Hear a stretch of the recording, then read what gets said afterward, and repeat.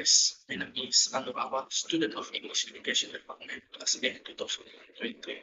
Today, I want to discuss a topic about language in psycholinguistics perspective for an assignment of psycholinguistics for teachers students.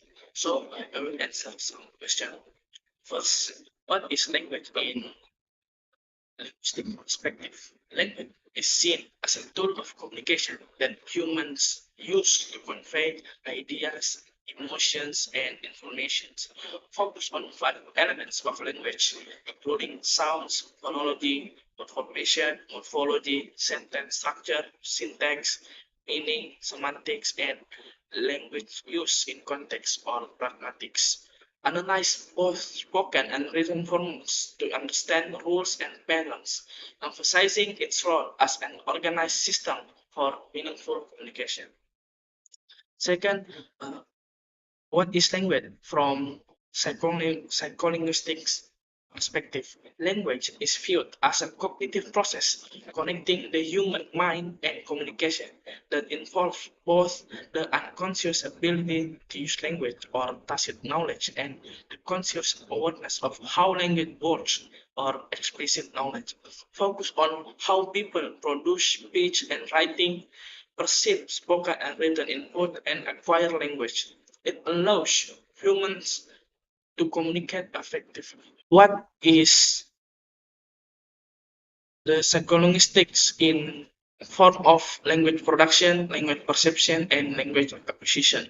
First is language production, is the process of turning thoughts into spoken or written words, and it consists of 3 main stages: conceptualization, formulation, and articulation. The conceptualization stage, the speaker decides what to say by forming a preverbal message based on semantic knowledge, which is largely supported by the prefrontal cortex.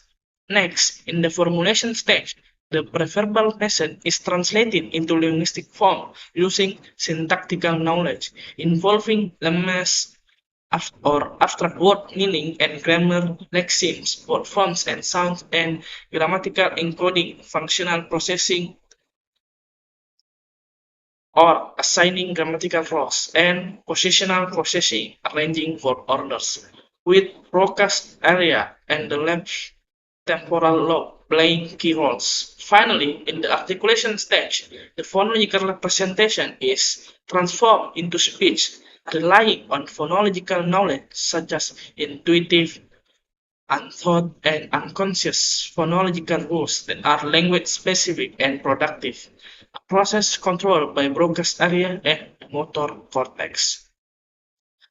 Language perceptions refers to the process of receiving, recognizing, and interpreting spoken or written input, and it occurs through 4 stages: perception, thought recognition, parsing, and interpretation.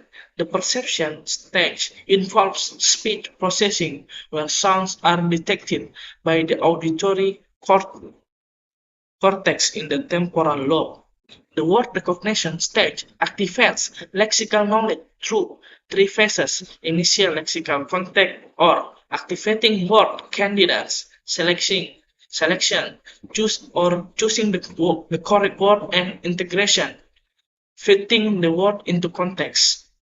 The parsing stage focuses on sentential processing, where the brain analyzes grammatical structure and uses articulatory and linguistic encoding to understand syntax and meaning. Finally, the interpretation stage involves discourse processing, where meaning goes beyond individual sentences and is understood at 3 levels: surface level, or exact wording, proportional level, or basic sentence meaning, and situational level, or integrating background knowledge, context, and inference. Last is language acquisition, is the process of gaining the ability to understand and use language, and it differs from language development or natural growth over time, and language learning, conscious study of rules. It occurs in 2 main forms: child acquisition and adult acquisition. In children, language is acquired naturally and unconsciously through developmental stages. Quick 0 until 6 months, bubbling 6 until 8 months, one word or holoplastic stage 9 until 18 months, two word stage 18 until 24 months, telegraphic or multi-word stage 24 until 30 months, and later multi-word stage 30 plus months, where grammar and complexity increase. In adults, especially in second language learning, the process is more conscious and occurs in stages: pre-production or silent period listening, early production, short words or phrases, speech emergence, longer sentence, intermediate fluency, complex structure and improved comprehension, and advanced fluency, near native proficiency. The main differences between language production, language perception, and language acquisition lie in their focus, direction, stages, and time frame.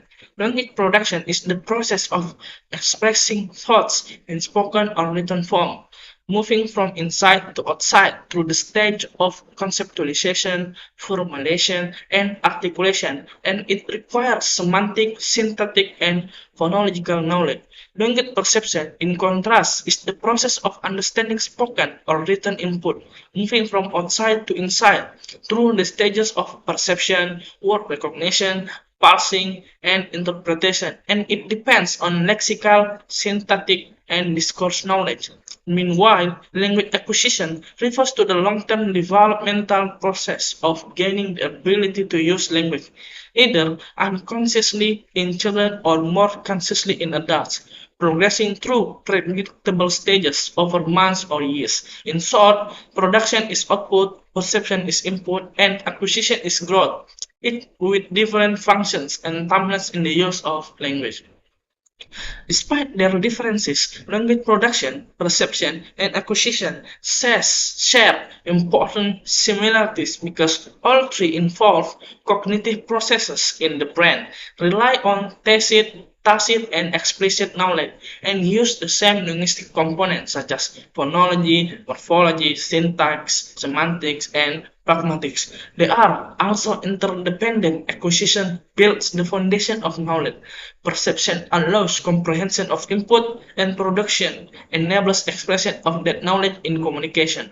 For example, without acquisition, there would be no linguistic resources to use. Without perception, there would be no way to understand or learn new input. And without production, communication would remain incomplete. Ultimately, all serve the same overarching goal of enabling humans to communicate effectively, making them different in function but united in purpose.